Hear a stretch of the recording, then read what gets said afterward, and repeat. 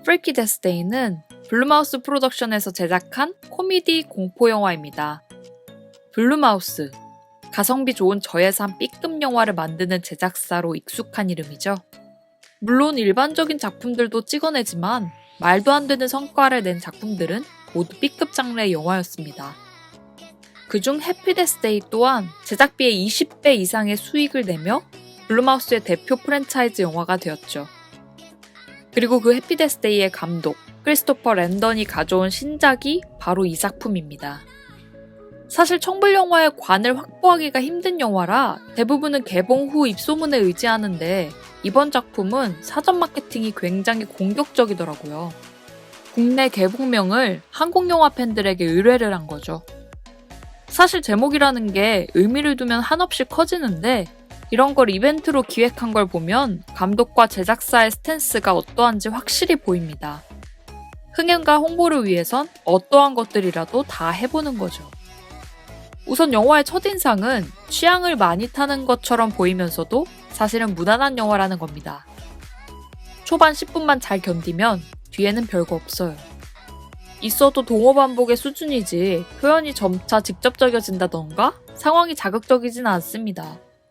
생각보다 밍밍한 수준의 B급 영화죠.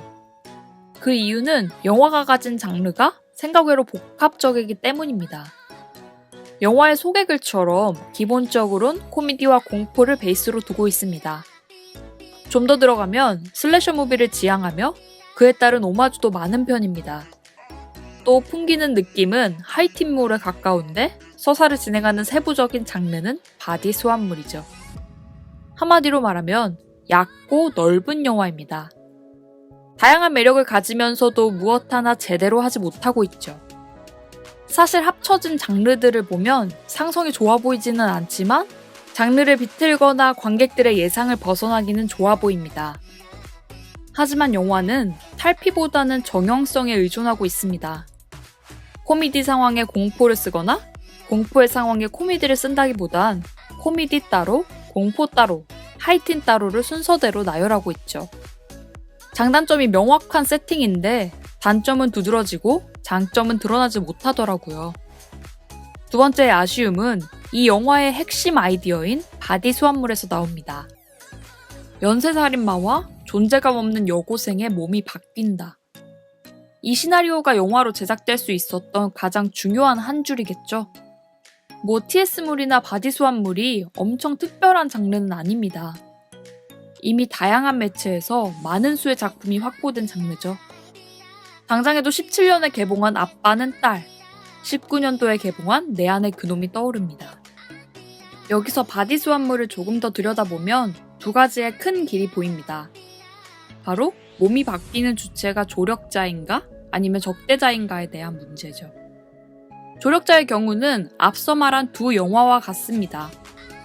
겉으로는 투닥투닥거리지만 실제로는 상호 보완적 관계이며 본래의 몸에서 가지지 못했던 걸 바뀐 몸을 통해 가지게 되고 그로 인한 성찰과 성장을 하는 이야기죠. 동화 왕자와 거지와 같은 조금 더 캐릭터에 가까운 이야기랄까요? 반면 적대자일 경우 영화는 좀 더 사건에 가까워집니다. 바디 스왑이 성찰과 성장의 도구가 아니라 주인공의 목적을 방해하는 장애물에 머무르게 되죠. 대표작으론 오우삼 감독의 페이스오프가 떠오릅니다. LA를 날려버릴 생화학 폭탄 테러를 막아야 하는데 테러범과 바뀐 몸 때문에 굉장히 난처해지는 상황. 언더커버 장르와 유사하다면 유사할 수도 있겠네요. 다시 영화로 돌아와 프리키 데스 데이는 적대자와 몸이 바뀜에도 영화의 많은 부분을 차지하는 건 인물의 성장에 있습니다.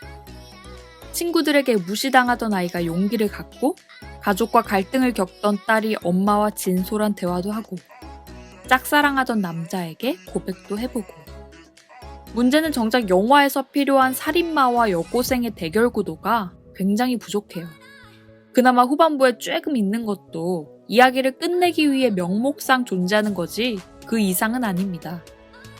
그러다 보니 살인마의 캐릭성이 죽어버리고 앞서 뿌려둔 살인마에 대한 설정들은 무용지물이 되더라고요.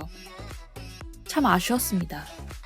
할로윈이든 스크림이든 유사한 영화에서의 살인자와 비교하면 더없이 초라해지더라고요. 블루마우스의 전작들과 비교했을 땐 평균 이하의 작품이라 생각합니다. 마스터피스를 원해서가 아니라 단순히 상품으로서의 질이 떨어진다고 생각되네요. 뻔한 교훈과 의미가 부여된 지점을 덜어내고 확실한 장르성을 부여했다면 조금 더 좋았을 거란 생각도 듭니다. 이 리뷰는 지극히 주관적인 리뷰입니다. 끝으로 이 영상이 좋다고 생각되시면 구독과 좋아요를 부탁드립니다. 댓글을 남겨주시면 여러분의 생각을 통해 더 좋은 리뷰를 만들 수 있을 거라 생각합니다. 감사합니다.